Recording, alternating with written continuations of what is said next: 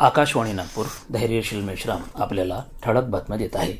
छत्रपती शिवाजी महाराज यांच्या जयंतीनिमित्त 19 फेब्रुवारी रोजी केंद्र सरकारच्या दिशानिर्देशानुसार जय छत्रपती शिवाजी महाराज जय भारत पदयात्रा नागपूर महानगरपालिकेद्वारे काढण्यात येणार आहे। या पदयात्रेमध्ये सहभागींना ई प्रमाणपत्र प्रदान केले जाईल।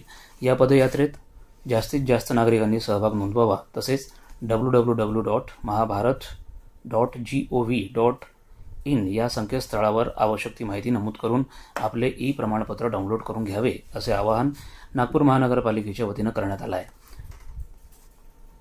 नवी दिल्ली रेल्वे स्थानकावर झालेल्या चेंगराचेंगरीनंतर प्रवाशांच्या सुरक्षेच्या दृष्टीने आणि गर्दीच्या नियंत्रणासाठी रेल्वेने अनेक पावले उचलली आहेत। प्रयागराज इथं महाकुंभ मेळ्याला जाणाऱ्या भाविकांसाठी रेल्वेने नवी दिल्लीहून आजपासून 5 अतिरिक्त विशेष रेल्वेगाड्या चालवण्याचा निर्णय घेतला आहे।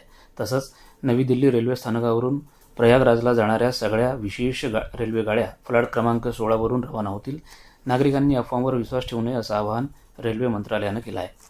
राज्यातला साखर हंगाम आता अखेरच्या टप्प्यात आला आहे। आतापर्यंत सुमारे 61 लाख टन साखरेचं उत्पादन झालं असून 14 कारखान्यांनी आपली धोरंडी बंद केली आहे। यंदा राज्यात 85 लाख टन साखर उत्पादनाचा अंदाज व्यक्त करण्यात आला होता, मात्र विविध कारणामुळे साखर उत्पादन अंदाजापेक्षा कमी होईल। तसंच यंदा गेल्या वर्षीच्या तुलनेत साखर गाळप हंगाम लवकर संपेल, असं साखर आयुक्तालयानं म्हटलं आहे। रणजी करंडक क्रिकेट स्पर्धेत आज नागपुरात सुरू झालेल्या दुसऱ्या उपांत्य सामन्यात विदर्भानं दिवसाअखेर 5 बाद 308 धावा केल्या। मुंबई विरुद्धच्या या सामन्यात विदर्भानं नाणेफेक जिंकून प्रथम फलंदाजी करण्याचा निर्णय घेतला। आजचा खेळ थांबला तेव्हा यश राठोड 47 तर कर्णधार अक्षय वाडकर 13 धावांवर खेळत होता। आजचा खेळ थांबला तेव्हा कर्णधार सचिन बेबी 69 तर मोहम्मद अझरुद्दीन 30 धावांवर खेळत होता। याबरोबरच हे ठळक बातमीपत्र संपलं। यापुढील ठळक बातमीपत्र उद्या सकाळी 10:58 प्रसारित होईल। नमस्कार।